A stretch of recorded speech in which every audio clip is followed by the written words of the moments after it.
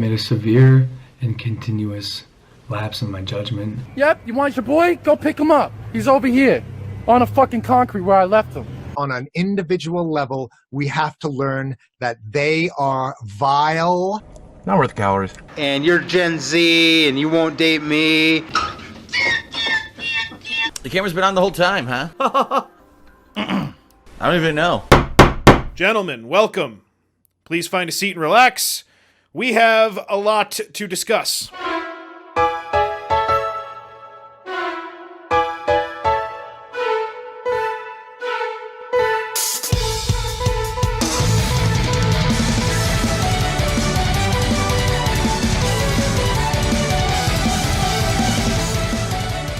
Welcome, one and all. I'm KC. I am DC. And we are two goddamn gentlemen, bringing to you this week and every week a celebration of all things blowing up your enemies and living to sing about it. Head over to sing really well. Head over to twogoddamngentlemen.com to cast your ballot in the Hall of Gentlemen voting booth, as well as find a link to our Twitter, a link to our YouTube, and a link to our Patreon, where you gain access into our live Discord during all free and bonus episodes, including next week's Ladies of the Night on Thursday, so be there. Leave us a voicemail to be heard on the show at 321-POV-FUCK, and don't forget to subscribe on whatever podcast feed you use. If it's Apple Podcast, please leave us a 5-star review. And in the comment section, please leave emoji artwork depicting historical tragedies. Thank you. DC, I know one. Please. There's like an airplane and two buildings. Anyway. What was that one? Would you please read back the minutes to last week's meeting? Yeah, I would love to. First and foremost, 321 POV fuck. I got a notification on my phone, and I was like, "Oh shit, we got a fucking voicemail." Missed call. It was just a missed call. Didn't even leave any kind of message at all. I was real sad. So if you're listening to this, if you're listening to this, please 321 POV fuck. Just shit on anybody. It's great. It's basically what the show is about. Just get it out. It's basically what the show is about. Basically what the show's about. All right, so Mark Hoffmann, speaking of blowing up your enemies, not a gentleman. Shocking. I don't know how these people are voting, but that's a -9 for Mark this week. Very inconsistent, in my opinion, our voters.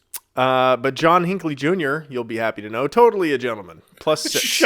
Shot the president and the press secretary in the head. Definitely a gentleman. Good job, guys. Good job. But he died later. The press secretary died much later. So yeah, it was quite a while. Yeah. Top 3. You know them. It's the same, but every one of them actually moved up a little bit. Harry Vox to +73. Mel Gibson, your boy, at +54, and also your boy Donald Trump at +49. Yeah, bottom three. Joe Biden -115 now. Sorry, President Joe Biden. Jake Paul -132, and Toots Tommy Tudor -366. Yeah, he dropped another almost 20 this week, and KC, I think it's about time for another Tommy Tudor update. What do you think? Yeah, couldn't agree more. I could not agree more. Please, if you would. This is just a couple snippets from his, I don't know if it was his most recent stream, but one of them. I mean, definitely in the last week or so. It's amazing that everybody can stream anything. Anything. Go ahead. He looks great. You'll notice right away. Well, greetings. Happy day. L'chaim. All right. Okay. Happy Tommy. I love it. Good start. I'm sure it just continues throughout his 3.5 hour stream where he does nothing. He gets up, moves the camera to his filth mess of an apartment, and he's walking around in like his regular weird tie-dye shirt. But Casey, notice the bottom garments on him here. Go ahead and push play. You could pause it at any. Yeah, give it a pause. There you go. Yeah, right there. It's a long skirt, right? It looks like a wool blanket that he just wrapped around himself. But yes, it's like a crudely functioning skirt. I think honestly, it's just for purely because he shits himself so much that he has to have easy access to. Just let it fall to the floor. No underwear. Just like a horse. Just let it fall right to the floor. He looks like he's wearing, if you took one of the potato sacks in the potato sack race and leapt both feet through it and then just pulled it up to your waist. Exactly, just a burlap skirt, just chafing his nutsack that he still has. Let's not forget that, guys. He still has dick and balls. And a vagina, if you ask him, but he's a filthy liar. Speaking of filthy, Casey, describe the room here for the listening audience. How's Tommy Tudor living? It's the checkout counter at a Bosnian corner store. It's a disaster. It's a keyboard. There's all kinds of different either condiments, lube, or what could be a mixture of both happening. All right, but a mess, right? A mess. Oh, it's a disaster. Yeah. Casey, while Tommy is walking around, people on his YouTube will send him some comments, and this particular commenter made mention of said mess in his apartment, and Tommy, I think, handled it really well. Go ahead and push play. So let's see what this one's got to say. Cousin Brucey, holy cow, that's fear-filled. Someone needs to call social service. Call them, man.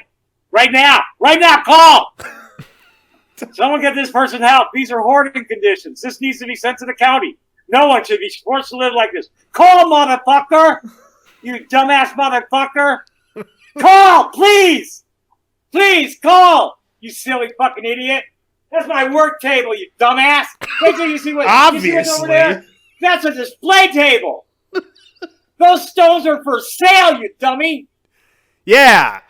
All right. So now Tommy's doing great. I'm curious. Yeah, he's doing awesome. I'm curious to know. Can I zoom on these things anymore? Oh, yeah. Oh, yes. What do we have over here? Stones for sale. Oh, for sale. That's a display table. Those stones are for sale, you dummy. Oh, Tommy. Just out there being Tommy. Just out there being Tommy in Arizona somewhere, so he fits in because he is dusty and dry. Yeah, Tommy. It's like I think I've described him as this before. He's like the North Star. Tommy's off being Tommy, and that makes me feel good. Good. DC. Yeah. It's nomination time. I know you're closing today. So I'll kick it off with one I'm pretty excited about. This is a real gentleman, and one that everybody should know and is still alive. So just check all the boxes of things I don't usually cover. Hey, there you go. Somebody you've heard of and is alive. Here we go, DC. My gentleman this week is the great Randy Quaid. Oh, that's who that was. From far away, I was like, who is that? Like Carrot Top's stepbrother? That's like super fat. Oh, Randy Quaid. All right, great. I didn't know he had a story outside his acting career. Let's do this. Let's dive right. It's mostly about his acting career. Really, he's just a talented guy. And I wanted to highlight it. An under appreciated actor, I think, in his time. I'll agree with that. Born in Houston, grew up in that area with his family, son of a real estate agent and an electrician, and he's the older brother of everyone's favorite rookie, Dennis Quaid. Yeah, the jawline got the best looks. Yeah, you mean Randy, right? Yes, Randy Quaid. Yes, exactly. Yeah, okay, good. Speaking of which, yeah, in high school. If you're not watching this show, he's a gentleman, dude. He's a gentleman. That's great. He's amazing. In high school, he took a class in drama just on a whim. Mm-hmm. He didn't think he would enjoy any of it. After the third day, he was already captivated by it, which is hard to believe because he seems like a pretty bright guy. It's hard to believe he'd get enamored like that. Captivated pretty quickly, and decides this is going to be my profession. I'm gonna go after this. So he studies acting at the University of Houston. Okay. His professor's like, hey, there's this big show coming into town. It's a film, and they're doing open tryouts. You're really good. You got to go try out for this thing. Mm-hmm. And he actually gets into the movie The Last Picture Show. It's his first movie. Okay. And things are really looking up for him. But then, as it always goes for any gentleman, where things are starting to ascend, they're going to take a turn for the worse sometimes. Mm-hmm. He gets married. Right? He gets married. So now we're all going to look at this picture, and please understand that as I looked back on this, that's not actually his first wife. Pretty sure it's his second one, but it's the only picture that kept popping up So nobody knows what his first wife looks like. She is a mirage in history, even though she's a former model, so I couldn't find that. Separated in 1986, divorced in 1989. He said of the split, I went through this delayed adolescent thing. I didn't want to be tied down to a family. Good point. Good point. You got to do what you got to do. So, like I told you, this is mostly about his acting. So, he has been in over 90 films, and I've heard of almost none of them.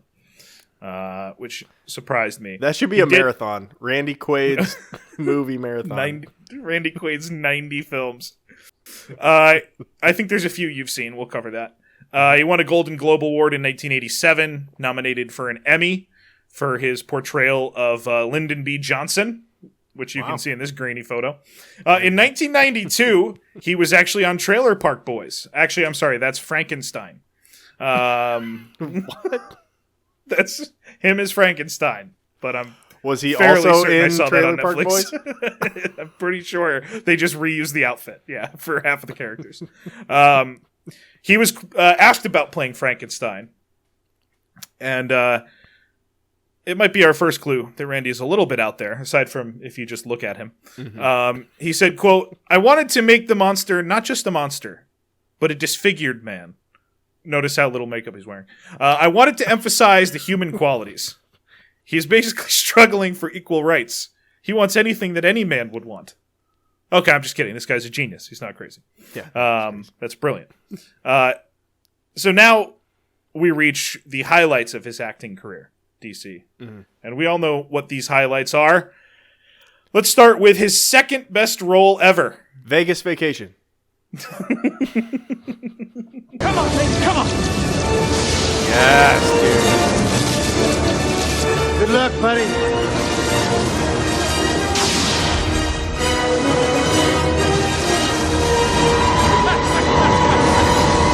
Hello, boys! I'm back!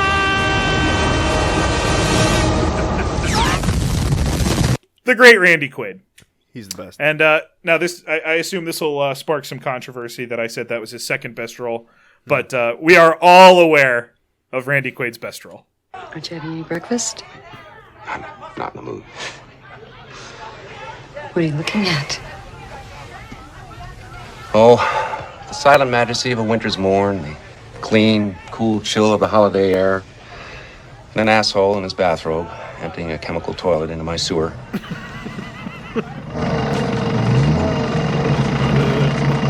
Shitter was full! Ah, yeah. You checked our shitters, honey? So, Randy's great. Yes. Agreed. And apparently the Cousin Eddie role was so good that they actually made a spin-off made-for-TV film, which in the film industry means they really like it, called Cousin Eddie's Islands Adventures, and they didn't make a second one. Now... Was he get, like, freaking marooned on some island after a fucking fishing trip believe goes it or wrong?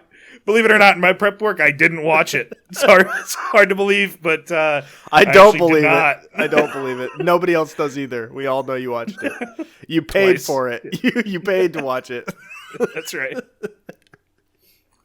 All right, so one other thing I didn't know about him that I learned, but DC knows this, actually played a character named Joe in Brokeback Mountain. So, how do you do? What is Brokeback Mountain? Right. Randy was not in. I'm sure that his reason for suing the producers was this reason, right? They misrepresented the film to him as hold on. As a low-budget art house film with no prospect of making money. So what does that really mean? I didn't think anybody was going to know I was in this gay movie. Yeah. You lied, and this movie actually was successful. You assholes. You assholes. I knew something was wrong when Heath Ledger and Jake Gyllenhaal were the main... I knew something was... Right? I mean, I've heard that's who was the main characters in that movie. I'm not sure. I thought it was Hugh Jackman. You laughed like you were sure. Yeah, I did, didn't I? An early great line from his Wikipedia page was, following his work in the direct-to-video comedy Balls Out, Gary the Tennis Coach, Quaid's legal troubles prevented him from working for almost a decade. Balls Out, Gary the Tennis Coach. I didn't watch that one twice either. So then he got married for a second time to this lady who you've never seen before. Nice hair, though. Yeah. Oh, yeah. She takes care of that. That's the first thing she does in the morning is run it through the blender.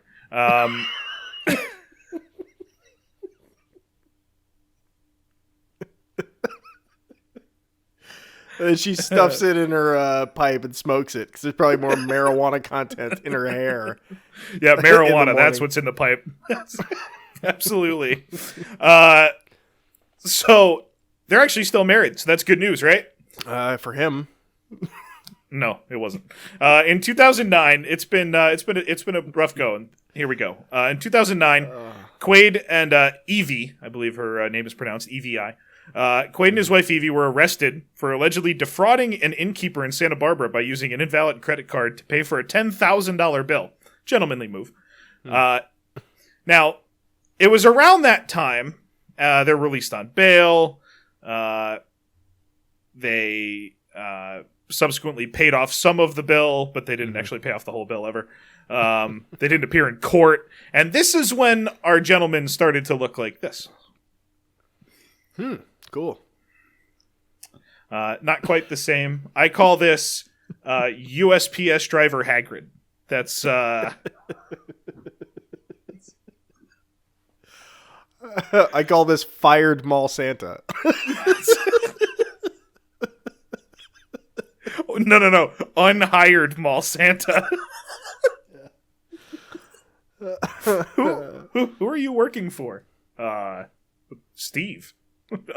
Does anybody know Steve? It does look like Karl Marx. That's right. Yes, Steve.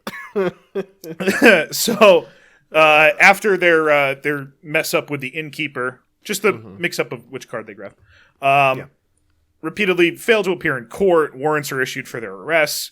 But the police probably know where he lives. It wasn't hard to serve him, or the lawyers rather know where he lives. What happens to any gentleman, DC? A gentleman is always what? Acquitted. That's right. Or the case just is outright dropped after they finally show up to court. They're like, we don't actually have any evidence, so we're glad you finally showed up so we could let you know. Because we've all been here like 6 times to tell you this, so it's good to see you. It's good to see you. Also, sorry, taxpayers. Yeah, our bad. Thanks for all the funding for us tracking him down to do nothing. Evie, however, not so lucky. She's forced to plead no contest to a misdemeanor count of fraud, probation. She has to do a bunch of community service. Now, that was 2009. Let's go to September of 2010. Randy and Evie are charged with burglary. After they spent 5 days occupying the guest home in a vacant home that they used to own in Santa Barbara. So they were like, where do you want to go on vacation? And it's like, well, I think the people we sold the house to aren't using the guest house. Oh, let's go for a week. Yeah, I'm Randy Quaid. What are they going to say? Why is Randy here? Call the cops. Why is Randy here again? Call the cops. They claimed that the home was wrongfully transferred via a third party, this whole legal thing. So a court date is set, and they showed up. No, they didn't show up. They got warrant issued for their arrest. No, they didn't show up. 1 month later, they moved to Vancouver. They're like, we're just going to leave as they seek asylum under the Canadian Immigration and Refugee Protection Act, stating that they feared for their lives in the United States of America. Oh, God. Okay. They didn't feel safe. And DC, being safe is what's most important in these trying times. I've heard that. Border authorities arrested the couple. And also not offended. That's right. Those are the key things to living a happy life. Yes. Border authorities arrested the couple for their outstanding warrants. They were like, "Where are you going? Canada? Let's see your names." Just kidding. You're Randy Quaid. You're wanted. You can't go. Evie's allowed up into Canada because her parents are Canadian, so she's got some claim to citizenship there.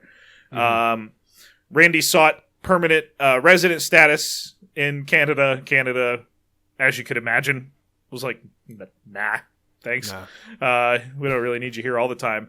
And the problem with that was that he was now living in Montreal. They stayed there for a while. This is now 2013. He gets arrested in Montreal because he doesn't live there. Right. And then they're not supposed to be there.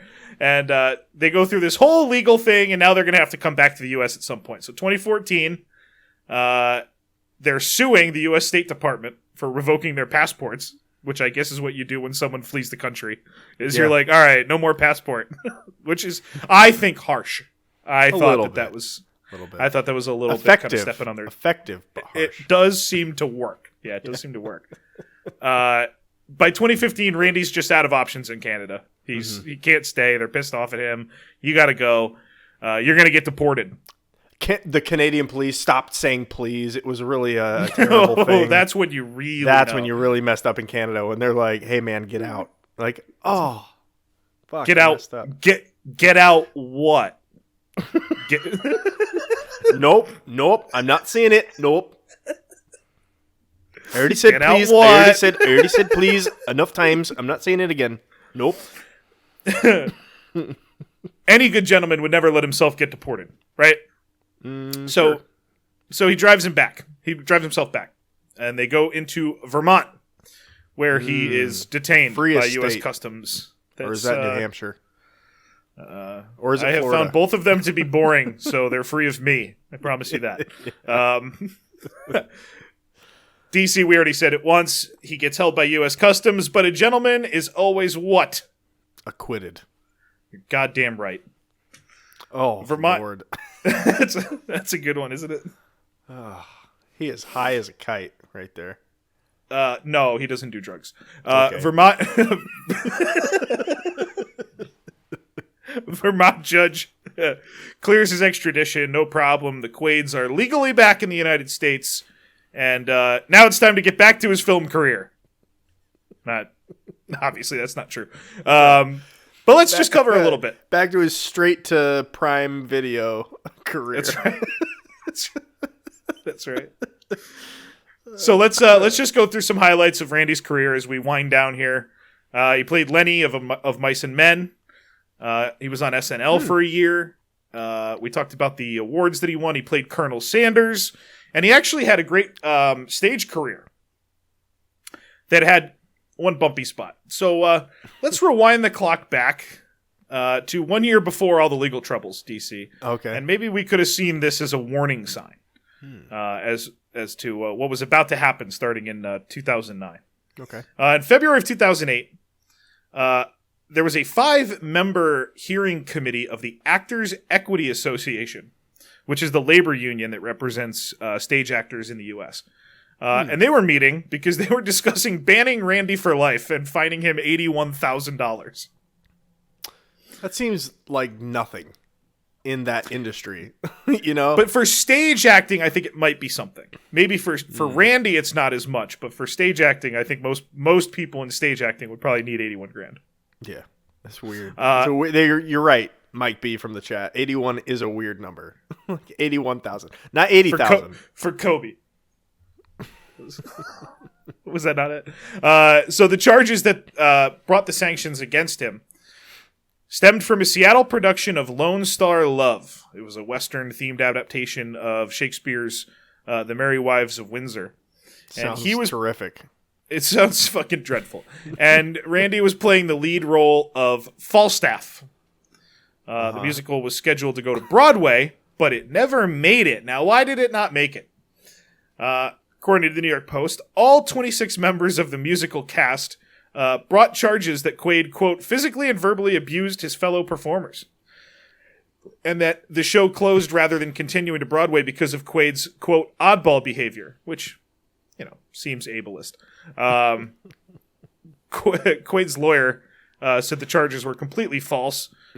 saying that the actors were being driven by producers who didn't want to give Randy all the contractual needs that they signed him for and all this stuff. But Quaid had a whole different scenario. He's like, okay, lawyers, good point, I guess. Fine, but, quote, I am guilty of one thing. Giving a performance that elicited a response so deeply felt by the actors and producers with little experience of my creative process that they actually think I am Falstaff. Oh, my Lord. All right, buddy, you're Falstaff. Come right this way. Yes.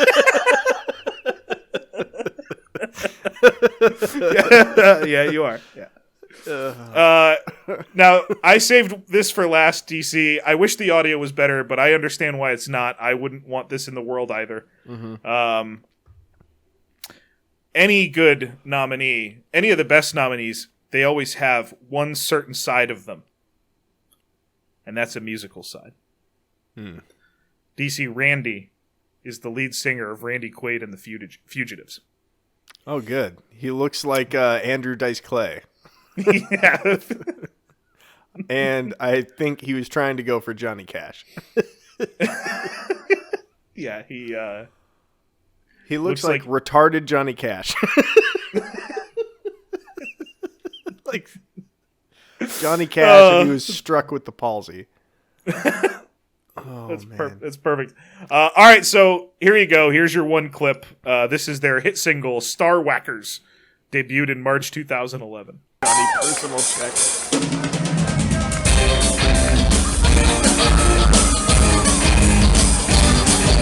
Arrest your ass for being TNT. Just for being a celebrity. Screw your name so they can show your ass. Think of lots of lives to drive you mad. Okay, that sucked. That was pretty bad. Yeah, that was pretty bad. Okay, well, that was terrible. But we'll bounce back. We'll close strong. After 2016, Randy became an outspoken supporter of proven gentleman Donald J. Trump. He was outspoken about the election fraud in 2020, and it culminated in the dream of every Southern American. A quote tweet from DJT. Oh, man. Could you imagine? That's what they're all after. For a long time, Donald Trump was like one of two people I followed. I think I followed him, and I don't know. It doesn't matter. Doesn't even matter who the other person was. DC. Yeah. I submit Randy Quaid as a gentleman. Oh, that's fantastic. I had no idea he was such a gentleman, but now I do. All right, let's see who did not make the cut for you this week. I've got 3 honoraries. Ooh, okay. This week. And my first honorary, there's 2 guys in this video, and I'm going to, you know what? Both of them. Both honorary gentlemen. I love it!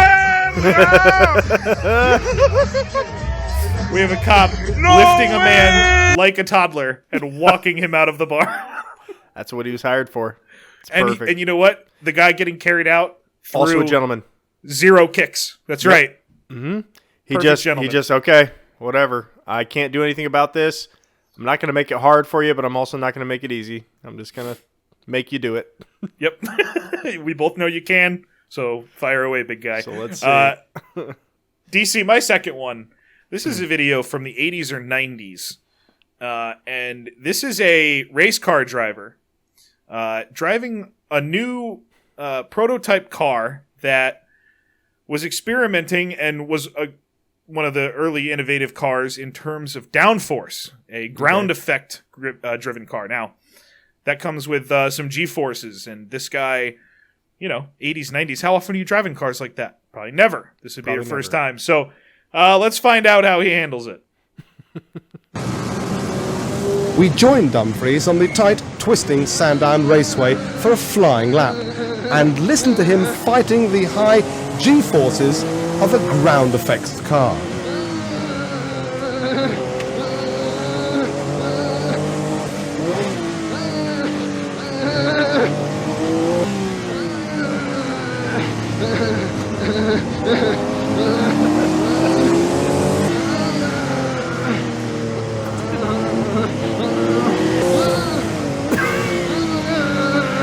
Jesus Christ, guy.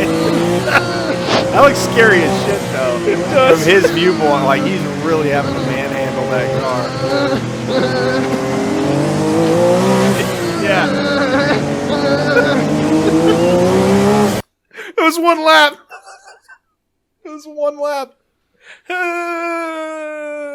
Oh man, he's not having a good time. No, he's not having a good time. He's not having the most fun. DC, my last honorary. Yeah. This is at least the way it was posted was we have evangelical young man serving up a life lesson for everybody, and I think everybody should learn from him. And please, especially for the video watchers of the show, pay attention to the end because his message is clear. Get this, gods aren't golden statues. Sometimes gods could be phones.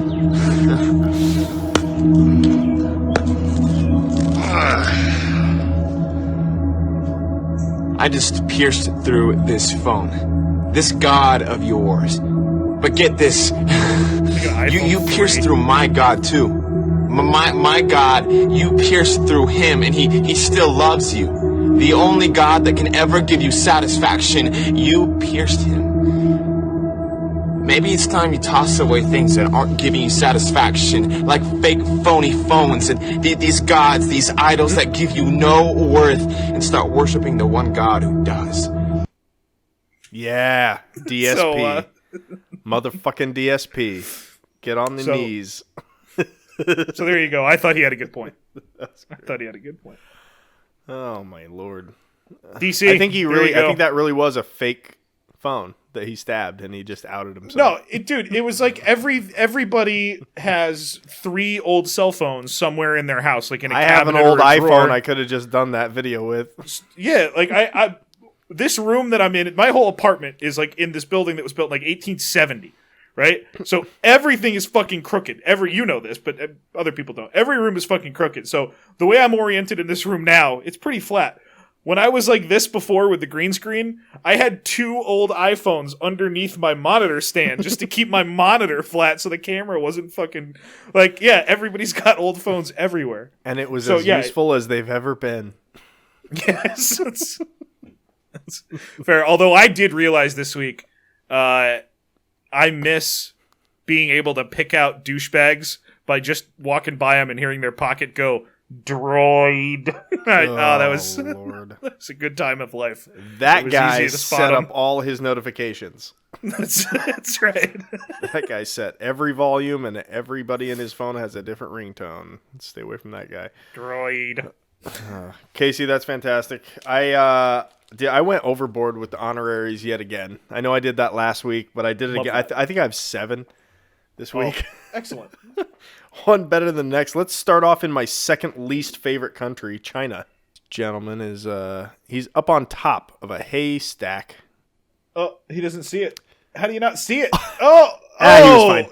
He was fine. No, he definitely wasn't. Patroness in the chat, my least favorite country is Brazil. Thank you for asking. Number 2, thank God this guy was here. He just fucking killed her! He just fucking killed her! He just killed her! He just killed her! He just killed her! Matthew! He killed her! He killed her! What did he do? Thanks, dude. Thanks, dude. Good thing you were there. Fucking hero. Number 3, Casey, I've titled "Tussle at the Corner Store." Is it Tommy Tudor's apartment? You just see him come crashing through the shot with his saxophone. Fucking moron. Nigga, I'm beating your ass. Nigga, back the fuck Outside the corner store now. Ooh, yeah, it's getting heated. Yep, it's getting heated. Let's see how this ends. They literally stepped outside. Let's see how this ends. Get the fuck away from me, nigga. Hey. Oh, damn! Through the door! Through the window! You're right, Casey. Wow, indeed. That was bad. Yeah, perfect circle cutout in the glass, though. Oh, that was great. Yeah, he has a future in heists. He's the battering ram. They just all hold him by his shorts. Heave. All right, Casey, I want to introduce you to my next honorary gentleman, and this may be a guy that I revisit in the future, because I think Ronnie O'Neill is a fucking gentleman. He's an honorary this week, but if you play the next video, actually, before you do that, Ronnie O'Neill is a guy in Florida who I think took way too many drugs, killed his girlfriend, then killed his daughter, then set his son on fire before he was arrested. And the man has decided to represent himself. And here is his opening statement. Okay. He literally has Night King hair. He's got I don't Bart hear anything. Simpson mullet. Is there no, audio? that was it will come. Here we go. Okay. Fabricating fictitious government you ever seen. Good start. Good Yep. start. I like it. Okay, let's go. Let's keep going. Keep building on it. And the evidence is going to show that law enforcement tampered with evidence to meet their such high burden of proof. Because originally, it wasn't enough. So we had to tamper with evidence. Since it was such evident already, but we still had to tamper with evidence. This is a terrible opening statement. No, it's great, Casey. It's great. DC thumbs up clearly states that this is great. He goes, listen, these guys are fabricating all this evidence, and they don't even need to. Like, they're just piling on. Don't you see how fucked up that is? It was evident enough, yet they still had to tamper with evidence. It's a great opening statement. I love it. I think he's got something here. Let's finish strong, Ronnie. The evidence is going to show my son did not see me murder his mom. The That might be evidence true. is going to show he did not see me shoot his mom. That's the same thing. Yep. The evidence is going to show my son said many things that are not true. All right. Okay. Give He that didn't man say- his Juris Doctorate. I'm going to say a bunch of positive things that are not automatically lies. Yeah. And that's a good start. And I'm going to build from there. Casey, closing statements, I think, are going to be made Monday. Okay, so this case is wild. Imagine if the judge was like, after his opening statement, the judge was like, just do your closing statement. Because... yeah, this is a farce. I think we're good. So, are we all in agreement? We're good here? We can, like, it's a Thursday. Like, come on. Yeah. Is the jury, how many of the jurors do we have? 9? Is that enough? It's not. Well, can we get 3 more people?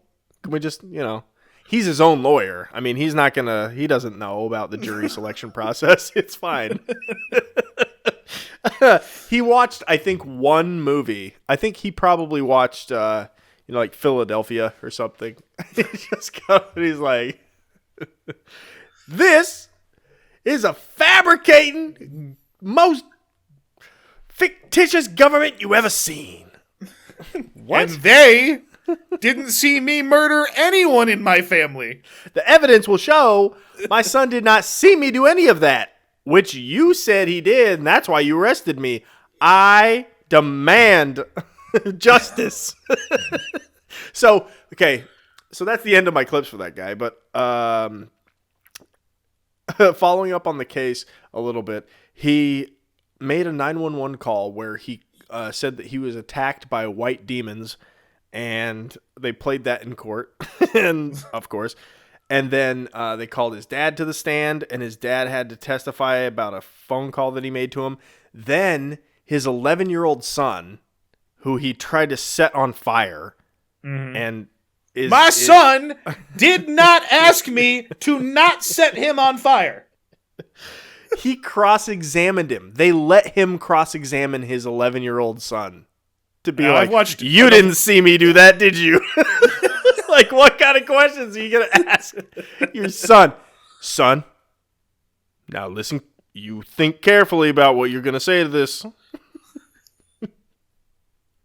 Oh, man. So, yeah, and the cop, because this happened back in March of 2018, so now it's finally coming to trial, and the lead investigator was on the stand, and he was cross-examining him, and he's like, so you didn't think that I killed them in self-defense?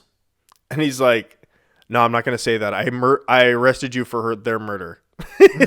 And he's like, no further questions. Okay. he has no Good further point. questions. This guy's a freaking gentleman, Casey. Brilliant. The hair is still the worst crime of all. Yeah. Now, Casey, my next gentleman is very evident. This is how you handle the law.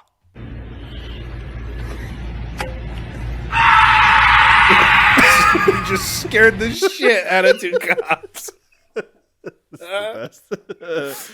I love that. Now, Casey, I found a video that was like a collection of highlights from these Russian guys who just do these stupid stunts all the time.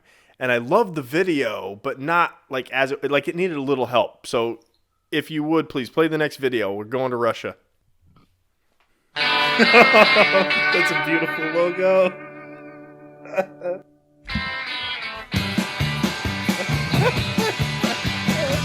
Oh my god. This is the most Russian shit ever.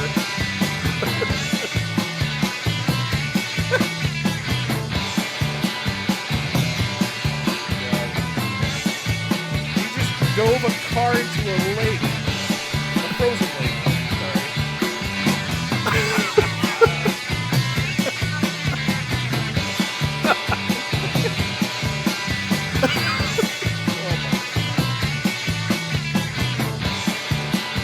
All the same guys? Yeah, How dude. are they not dead? Exactly. This is some crazy. They just ran into the same house 3 different times. I know it was 3 different times. I saw them across from a different kind of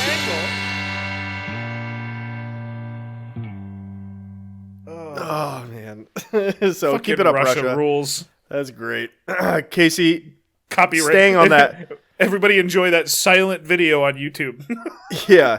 I thought, Casey, staying in Russia, I think it's in Russia anyway. It looked like it was. I thought the perfect video did not exist, but it does exist, and it's coming up next. Oh my god.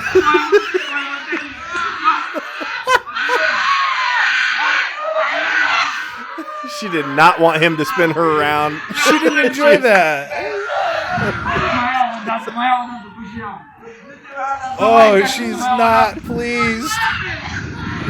I'm starting to think they don't know that lady, and he's going to do it again. Oh, this is poor old lady. Oh my god. And he's not even hurting her, so she can't, he's clearly assaulting her, but not hurting her, so. He's just picking her up and swinging her around like a child.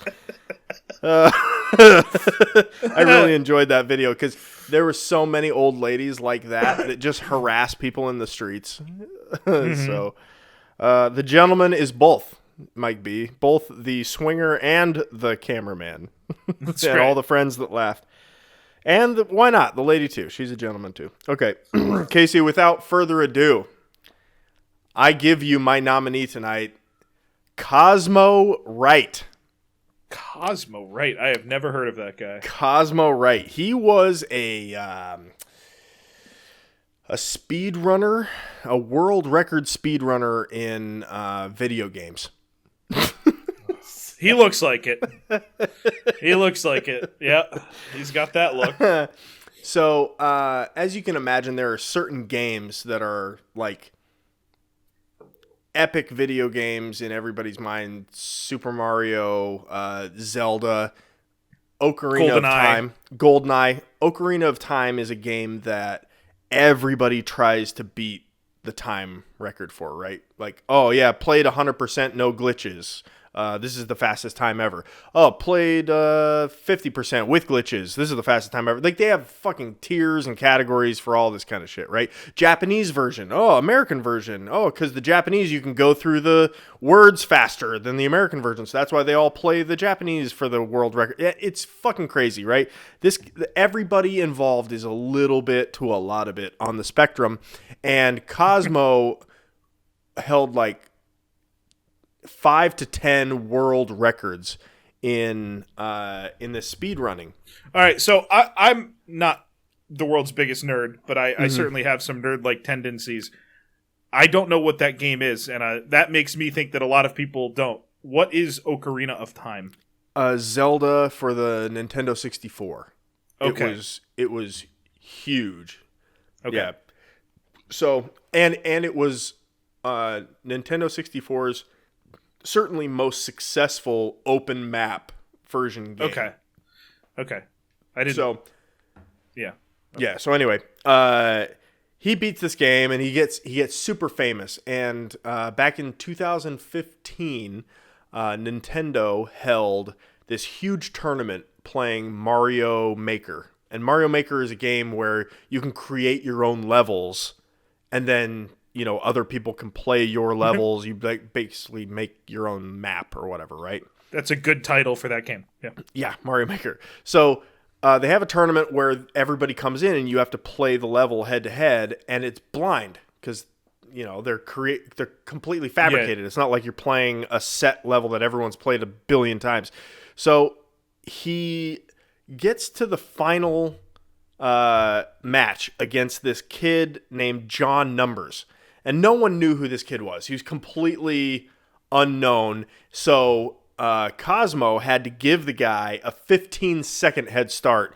And this is the video of that. If you want to just commentate. Sure. Cosmo's on the bottom. And they're easily that distinguished. Wasn't surprising. Yeah. 2, 1, go! All right, so John Numbers up above. All right, so Numbers is off. Okay, so all right, so yeah, we just got some Mario shit, right? Going around, doing some jumps, avoiding all the saws. This is giving me flashbacks to just getting so mad. I sucked at these games. All right, Cosmo is now in. All right, so Cosmo is off. Yep. He paused? And you know what? That 15 no, he's starting. Like okay. It went by really fast. So they have the same level? Already. He's just doing terribly. He keeps fucking up. See exactly what was waiting for him. What's wrong with Cosmo? Why is he doing such a bad job? Having trouble with the first set of jumps, though. Not quite. Having trouble with the first set of jumps. Yes. Ooh, yeah, Casey, it's bad. He got John Numbers taking names. So let's skip ahead, a minute in the video. Maybe that is. He's still on the first set of obstacles. The other guy's gone from land to under the ocean. He's on the second level. He's at the end of the second level. These guys are nerds talking about it. Oh no. Yeah, get your gun out. It gets bad. Let's skip ahead another minute, Casey. I mean, come on. Let's give the guy No way a minute. he's still there. I would not he moved on. Not far though. Not very far. Shot back to the beginning. Terrible. Dude, if nerds ever pity me to where they're like, oh, good, so close. Just kill me. Just fucking kill me. My God. It was bad. It got real bad for him. So let's skip ahead another minute, Casey. This video is about 5 minutes long. Skip another minute ahead. Not under the water yet, I'm noticing. He's not.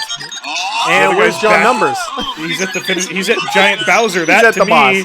is a boss. Yeah. Hey, and Cosmo just finished the first level. Oh, Cosmo on to level 2. Get your guns ready. It's time to kill yours. But you know what, Casey? We all know what's going to happen. John Numbers is going to win. It's going to be very embarrassing. He does it like 10 seconds later, beats Bowser, and Cosmo is still on the second level, just underwater.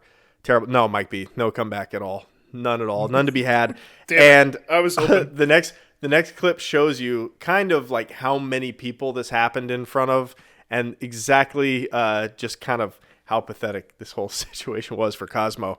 Guys, come on over here, please. Come right this way. Oh, they got Let's a hear big. it for Cosmo. Oh no! Man, you battled, man. Great job. You battled that first obstacle for a long battled, time. Nope. I would have killed myself if I had embarrassed myself on that big a stage. It was shown on live TV. The CEO of Nintendo was there to like give out the prizes and shit. Like, and he's supposed to be like the shoo-in. Like they gave him 15 seconds head start. And he fucking got smoked. He got absolutely smashed. That's awesome. But I don't know if it's to his credit, but he didn't kill himself, Casey. Worse. Good. Yeah. Oh. Worse. Next image. What did he do? Meet Narcissa Wright. He transed himself. So, but Casey, I know what you're thinking. You know, with that big of a transition, the content is probably going to suffer. It did not suffer, as seen in this next clip here. As OT90% shifts back to VCJ, my mind wanders to the S adapters, and to the virtual console that doesn't crash when GIM is performed, and to the old Kakariko route, resetting the console to save time, and to the timing method, the arbitrary start and end points. My mind wanders. Okay, I mean, it's a little weird.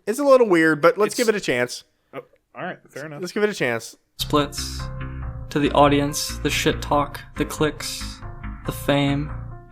My mind wanders. To the traveling, the marathons, sexually harassed, fleeing, hiding, reclusive, paranoid, getting high, playing Smash, destroying my wrists. Boy, that escalated quickly.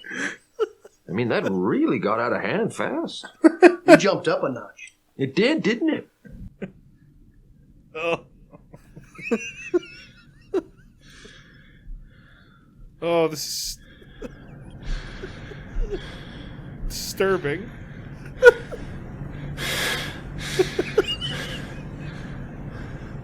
This is a live stream for those of you not watching. It's just she's just staring at the camera and baring her teeth,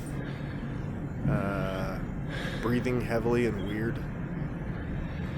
And this is to a live audience of maybe, I don't know, 100 people. 99, 98, 97.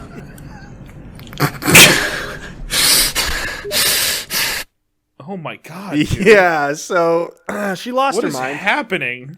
She lost her mind just a little bit. She couldn't hang, with the reality that she has dropped so far from, whatever. I mean, it's obviously not the content. If you'll show the next image, Casey, her girlfriend also couldn't hang. This is I don't know what her girlfriend's actual name is, Adrian, I guess. And she got her hair done. It says, the lighting in my room is garbage, but or something. I wish I had more texture, but oh well. That's a horrible Twitter post, but I think what's really telling here, is you know how hideous she is from the angle that she's decided to take these pictures from. Their face isn't included? This post is about how she got a new haircut. She couldn't be bothered to get all of her haircut for fear of getting her face, her fugly fucking face in the picture. I couldn't believe this. But what I really wanted to post this for was, you see some of the comments, people are like, anime, oh, I love you. Oh, this looks really good. Great for you. Good job. But no, it's the hero in the comment section a little further down, Casey. Next image at the bottom, if you'll read that for me, this person's take. Fart on me. All right. Cool. Yeah. I mean, just dive right in there, throw out what you're thinking. And Casey, like I said, the content that, now Narcissa was putting out did not suffer at all. Next clip. By the way, that's Joe Proton. That's John Number's online account. He's just fucking with him.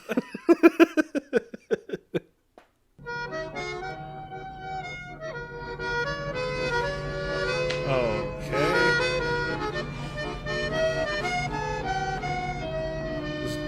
slow dancing in a dark room. So like accordions. Yeah. Great. Just It's great content. Strange. I love it. I really like it, actually. I love it. But others didn't really like it, and Narcissa kind of contemplates about that in the next video. I noticed that my Twitter follow count is down to 40.0k, and it's gonna drop below 40k like soon. People are just leaving. People are just leaving. It's been 10 months, over 10 months of people just clicking unfollow a lot. It was the same on Twitch though. It was like 180k, 150k, and like probably a bunch of those accounts were inactive. So that means like 30,000 people clicked the unfollow button. Like what the hell? 30,000? Like 30,000 people don't believe in me. 30,000 people just like don't feel that like I'm worth it. I don't know. They don't respect me. They love to step on me. They love to find something to hold over me. So, Casey, this goes on, and the depression follows, and the streams get more and more pathetic. The tweets even get more pathetic. There's Twitter begging. If you'll show the next image for me. Sure. And as I pull read that up, read that for me if you would. Okay. Yeah. So I have $14,800. I spend roughly 24 grand a year, not including taxes. Income on Twitch was roughly $1,000 a month. Current income is roughly minus 135 a month, or currently around 135 a month via YouTube. Okay, so this is just her finances. Passive right? aggressive begging here. But if you spend $25,000 a year, yeah, what are you spending? And your income on Twitch was $1,000 a month, you're still not making enough money. So why don't you have a job? Yeah, that would help. Where was the extra? What fucking money are you spending? That would help. DC, I have to say, just as a shameless plug for our ladies of the night next week, I was doing some research this week on a potential nominee. Mm-hmm. And I don't think she's full nominee worthy because so much of the content that is garbage out there of her has been just voiceover dubbed into other people's content. And like I'd have to go through like 20-minute videos to find what I need, and half the time it's like edited now. Mm-hmm. It's just a shit show. But I do have a couple of amazing clips, so she's going to be an honorary. Nice. And in the vein of that last clip, in one of her clips, she is talking about how her latest music video is not doing well on YouTube. And she's gone through a lot of stuff recently that people don't like her for. And she starts listing off. She's like, and it's like, I know that the algorithms of YouTube are what are doing this, but it's like, maybe people do think I'm a rape apologist. And maybe people do think I'm a piece of shit human being. And maybe they just aren't watching my stuff. But I think it's YouTube. No. She has thank you, chat. Happy Juneteenth to you, too. Yes, thank you. If you didn't know, slavery has been over for a long time. If you didn't know that, Juneteenth should remind everybody. Thank you, Joe Biden, for making that a holiday to remind people that this was over 150 years ago. Plus. I heard somebody say at least call it Emancipation Day. That's a better name for it. Nah, right? Like Juneteenth is, more... it's confusing. Culture. I still don't know which day it is. Is it the 18th or the 19th? It's all the 10ths. Oh, fuck. Okay. It's all the June and all the 10ths. Do I get all the days off? Because I got one of them. I know. I got some shitty email from HR that was like, hey, here's an email from our diversity coordinator who, go figure, he's black, dude, saying, oh, hey, guys, this is what Juneteenth is, and we're going to celebrate it. We're awesome. We're going to celebrate it tomorrow. I'm like, dude, tomorrow's Saturday. So I wanted to write back and be like, oh, so we get Monday off, right? Because this is a real holiday. But I didn't do that. Can I observe on Monday? Yeah. Anyway, that was it. That was it for the Juneteenth thing. Yeah. That was it for the Juneteenth thing. Yeah. So you've got a piece of shit influencer like this piece of shit. I don't think she's going to be the nominee, but we'll play her stuff. Has no self introspection at all. Oh no, she definitely doesn't. She's feuded a lot with my girl Trisha Paytas. So it's been yes, good. I like Trisha. Yeah, she's great. Everybody I'm likes Team her. Trisha. Yeah, I'm Team Trisha for sure. Casey, the Twitter begging, you think that's bad? It's infinitely better than the YouTube begging. It turns out. Next clip. Oh, please support my Patreon, please. Oh my God, please. Will whine on the internet. I just for need money another $1,500 per month, please. Please support me, please. Please support me. Donate to my Patreon below. Nope. What's the content model here? Just sit in front of the camera, not doing anything, and be like, "Why are you not?" We're putting in an effort, and very few people pay us. You don't see us complaining about it. Like you just. Well, I think it's because the tier levels are not smart enough. See, Narcissa has Patreon tier levels like this. Next clip. Pledge 50 or more per month. I will eat a soil, and there's one patron that does that, by the way. Wow. I will eat a Soylent bar, food bar that was part of the bad batch that got people sick. These bars are supposed to be thrown away. So this guy's got to be paying $50 a month, hoping Narcissa dies. Yeah, it's an investment. It's worth it to him. It's not Well, it is entertainment, but a different kind. So, so $50 a month, you can get her to eat some shit that, she probably still already wants to eat. If that's too steep, the $50 a month, you can still get the streaming for free, which is on YouTube. I took this from a stream that was fairly recent, and Casey, again, I can't stress enough how much Narcissa has gotten over the whole loss of popularity thing, and is not really so weird. Here's a little snippet of her more recent stream.